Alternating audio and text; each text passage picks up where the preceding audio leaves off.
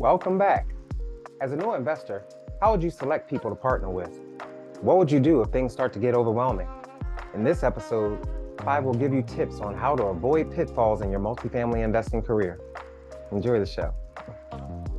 So, is there anything that you would do differently now as an experienced investor as opposed to when you first got started? Yeah, lots. So one, I tell folks that you don't need to put in 20 years, whether it's in corporate America or in some job, unless you're passionate about it and you love it. You don't need to do that. Put in 20 years before you transition into real estate, if real estate is what you want to be doing. So getting involved, jumping in earlier is always part of the advice I give to people as I have these conversations, for sure. And then as I've become a more experienced investor, I would say, and something that I no longer do is I will only invest, even when I'm investing passively, I will only invest with sponsors with whom I have a pre-existing relationship. So early on, some of the deals and transactions that I mentioned, those are more institutional quality sponsors with whom I had no connection or no relationship. And, so once the deal closes, you're more of a number, and it's not easy for you to just pick up the phone and ask, so how's it going? What's happening with the deal? Part of the reason I like investing in multifamily is because of the tangibility of it. It's not like buying Apple stock where you will never get Tim Cook on the phone. You will never get anyone from his senior leadership team on the phone. You will never get past some phone service, probably out in Asia where they're intaking the call. That's as close as you will ever get to anyone at Apple, unless you go to an Apple store. And hopefully you've got an appointment. So for me, one of the things I've just decided I no longer need to do, because I've established relationships with many operators across the country, with deals in states across the country, whether that's in Houston, Florida, markets that I'm not actively invested in as a general partner, but I'm invested in passively in the deals that are sponsored by others. And so that's definitely something I would say, that you should be trying to establish relationships and get to know people who are doing these deals so that you do have kind of firsthand experience with them prior to investing, $25, $50, $100,000 into an opportunity. Okay. So right now, we know at times things can get a little bit overwhelming with getting calls, getting emails sent to you from a guy named Cedric to make sure you're going to be here, and performing underwriting and networking. So how do you set your schedule? And then along with that, how do you relax? Yeah, so the setting of the schedule. So I love Calendly. They happen to be an Atlanta-based company. So I love supporting them. And the CEO happens to be a Black guy. And a Georgia resident. I leverage that. So if it's not on my calendar, it doesn't exist. So the first thing is to be disciplined about your calendar. So if we're going to be having a meet, there's very little in my day that is kind of impromptu, kind of spontaneous and unplanned. So if it's something that commands my attention for the day, it's going to be on my calendar, and that includes workouts. So I prioritize my workouts by calendaring it on my calendar, and so that's a block. And so you cannot schedule anything with me during that time. There are occasions where I can make a decision that I'm going to, move that around so that I could get something else done, but no one else can impose upon my time during that time that I've scheduled. In terms of relaxing, running is something that I've kind of gotten into since I moved to Atlanta. So I sign up for 5Ks and 10Ks in my area. And I put them on the calendar. I sign up for them because then from an accountability standpoint, the closer it gets on my calendar, the more I feel obligated that I should probably try and run or train or do something so that the experience in running that 5 or 10K or the half marathon is something that is more bearable when I actually do it. So exercise or working out is something that I think everybody should figure out what works for them, and again, be disciplined about doing it. And I probably said the word discipline 4 or 5 times already, and probably will say it some more times before we're done. Yes, discipline is definitely important. Now, at this point in your investing career, you only invest with people that you know. But in the beginning, how did you select the people that you would partner with in a multifamily deal? Yeah, so for me, you've got to get educated. So even before you set out down the path and say, I'm going to buy a large-scale multifamily community, you've got to embark upon an educational journey to figure out how do you do it most efficiently, and how do you minimize the risk associated with what you're trying to do. So the biggest risk that is often overlooked by people who are looking to get into this space is the partner or partners that they will be doing deals with. And so I tell people that it is a marriage and you should treat it as such. And so just like a romantic relationship and marriage, you would take seriously, and you wouldn't, after the first date or two, decide you're going to marry someone. My approach to business partnerships is much the same. And so I don't go to a conference or a meetup and then next month I'm doing a deal with that person. And so part of the blessings of not being an overnight success, because it took me the better part of 2 years after submitting my very first offer on I think it was a 92 unit in Stone Mountain, Georgia, in 2019. I didn't get it. I was a runner-up, and I figured, okay, I didn't get this one. I'll get one next month or the month thereafter. Well, it was 2021 before I was able to secure my first deal and made that first breakthrough with that 244 unit.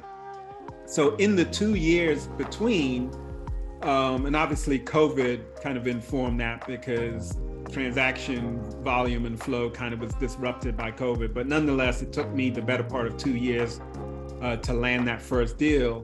So during that time, I was able to build, make initial connections with individuals who would turn out to be my partners. I was able to underwrite and kind of submit offers and calibrate my risk tolerance with prospective partners' risk tolerance, my underwriting with prospective partners' underwriting, figure out who was a good fit from a risk tolerance standpoint, from a values, who was disciplined, who was disciplined versus chasing shiny spoons, because you might go to a meetup and someone's gung-ho and they're going after their 100 units, and then you meet them a month later and now they're into wholesaling or flipping or something else. And so I had the benefit of being able to observe in close proximity individuals that I was able to assess over an extended period of time before I got that first deal. So I had these are my plan A preferred partners if and when I get a deal. And really it's not if, it was when, because that's kind of the mindset that I bring to this, is when, not if. So I said, when I get that first deal, these are my preferred partners.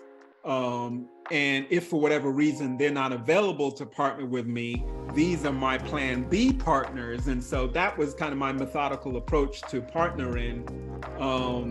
And again, I viewed it as a marriage. I continue to view it as a marriage. And one thing I know from growing up is that very few things, I can't think of anything other than financial matters that will stress a relationship.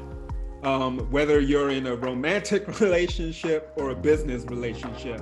And so if you don't know how someone will perform under stress, that is not someone you should be marrying. And so that's an important factor you should be factoring in. And I tell people, everyone can show up and look great on the first date. If you basically, my thing is, if you can't hold it together for the first date, enough for them to say, I might consider going on a second date with this person, then you've got a whole bag of other issues that you need to address. So you can assess people based upon the first date. You want to go on multiple dates, and you also want to see them in different settings where they're not necessarily putting their best foot forward. And it's actually a good thing if you can see them when they are in a stressed out situation or when their stress levels are heightened for whatever reason. So that's kind of my feedback or thoughts on partnering. All right. Now, I know that you may have touched on this before, but outside of real estate, what other investments do you hold or are you looking for? Right now, primarily the focus is on commercial real estate. So, it is diversified beyond exclusive multifamily. And as I mentioned, I am getting into the development, kind of mixed use development. But nonetheless, it's broadly under the commercial real estate umbrella. I do not invest in the stock market. I do not invest in cryptocurrency. Pretty much I'm pretty boring, and I keep my focus in the commercial real estate space. In the past, obviously, while I was a corporate citizen, I, had my 401ks that were invested into the market. But like I said, I reallocated those funds and have put those almost exclusively into commercial real estate, which is the space that I'm in. So what has been some of your biggest lessons, or I'll call it experiences that you've come across? I don't like to say losses or anything like that. Don't speak from a negative mind frame, but experiences that you've had to deal with multifamily. There's several. I mean, every day should be, you should be learning something or taking something away from everyday business experiences. And so there's really a day where I don't come through it and say, okay, that's different, or that's a different perspective, or that's something new, or that's a different approach that I might want to think about. So that happens kind of in the normal course, but kind of, bigger kind of lessons would be what I alluded to earlier about partnering with people with whom you have an existing relationship. And so, I've learned the hard way by making investments in individuals who turned out to be other than what they portrayed themselves to be. And as a result, I have suffered investment losses because of that. And so, not that can't happen with individuals with whom you have a relationship, but you should sleep a lot better at night if the investment is with someone who you vetted, you have in a relationship, you have access and proximity to, versus someone who you're just a number to them. And so that would be one big lesson that I would share. Okay. So is there anything that you would like to share with our members that you haven't discussed thus far?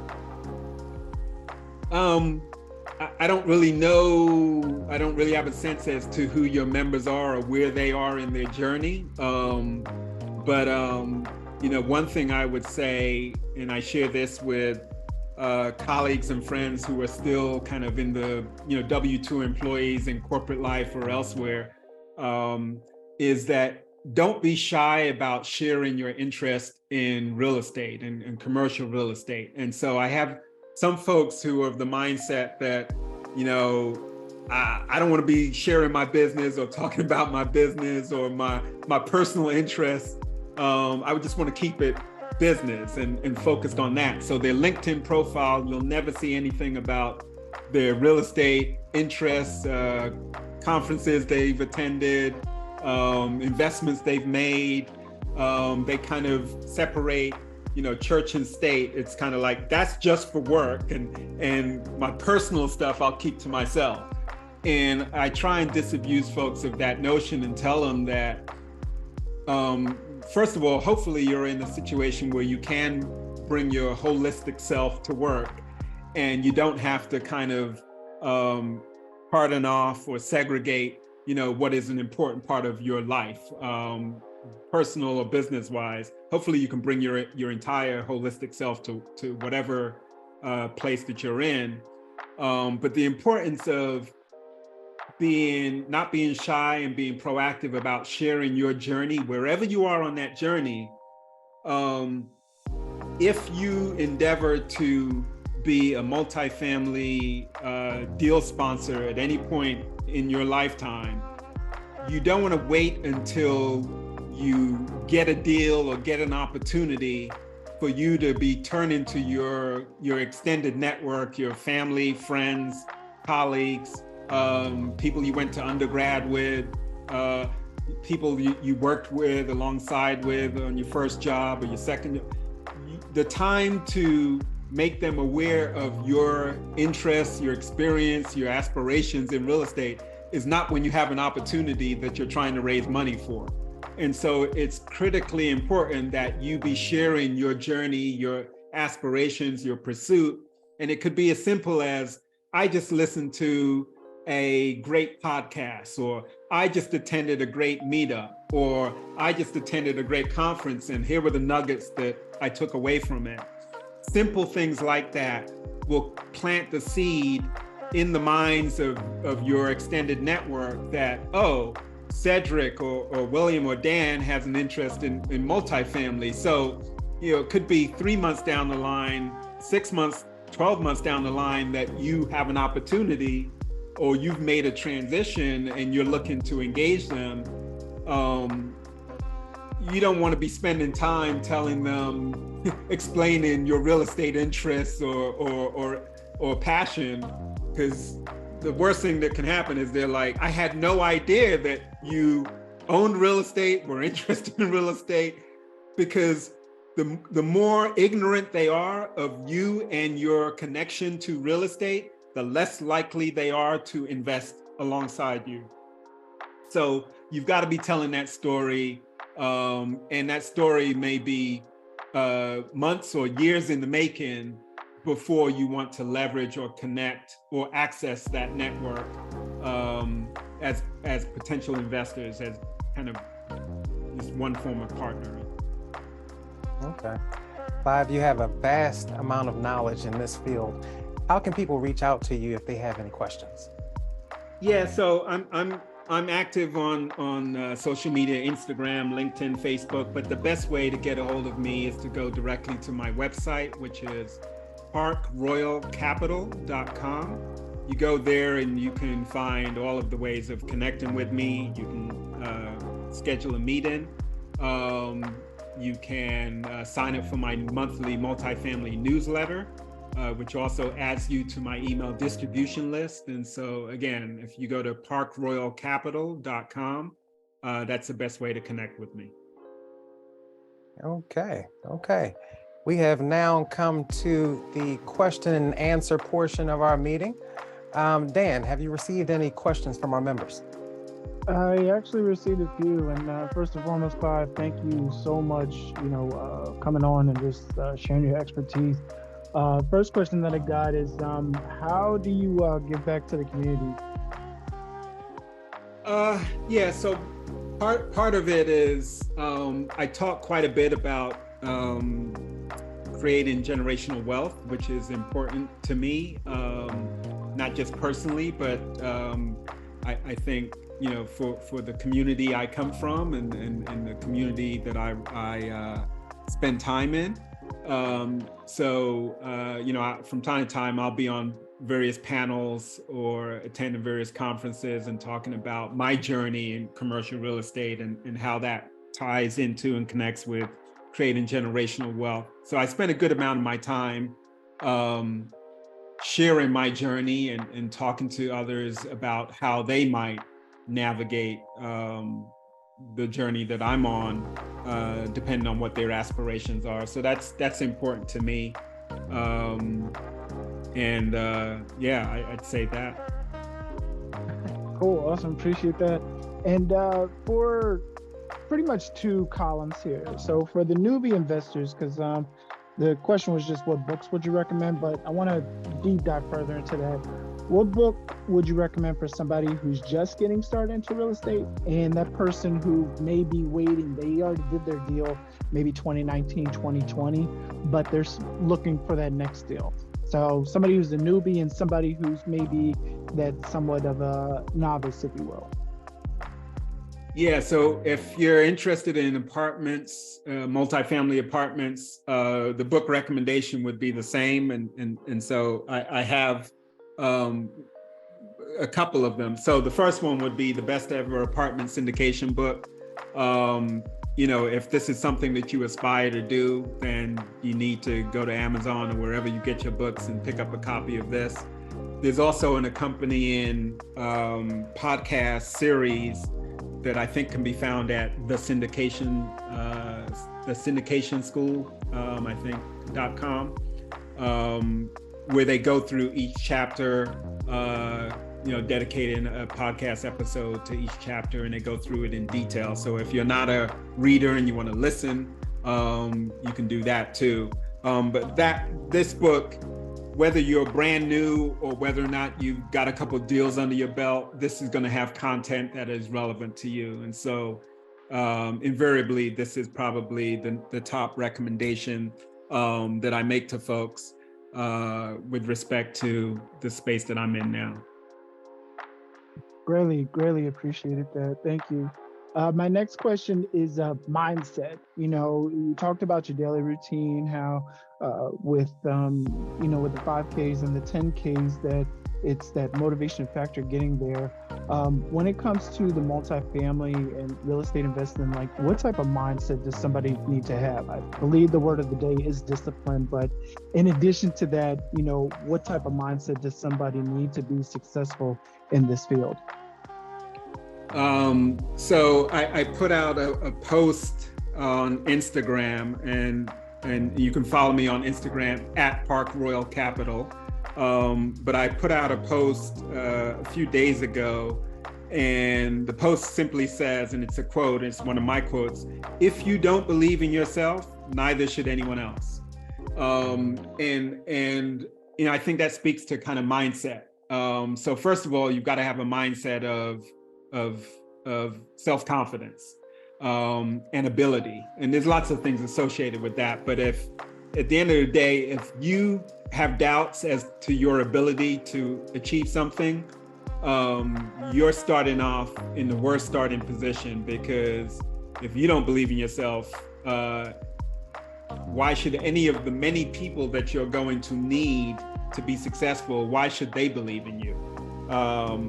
Assuming that you're not doing business with, mom and grandma who love you, assuming that you're doing business with strangers, it's critical that you have that self-confidence and the mindset that says, like I said earlier, although it took me 2 years, I was of the mindset of when I get my first apartment community, not if I get my first apartment community. So I would have liked for it to take less time than it ultimately did, but I never wavered in knowing that I had what it took to get it. It was just a matter of when I was going to land it and take it down. So that mindset is critical, not just in apartments. That's critical in whatever you're doing. You got to believe that you have or you will obtain the things that you need in order to reach your objective. Wow. Well, thank you, Clive. Those are all the questions I got, and appreciate the gems. Back to you, Will. That was great information that Clive provided. To put yourself in position to grow your knowledge about multifamily investing, subscribe to this channel and reach out to us at our website, bb4ai.com, and have a conversation with us to find out how we can assist you. Make sure you click that alert bell when you subscribe, and I'll see you in the next episode.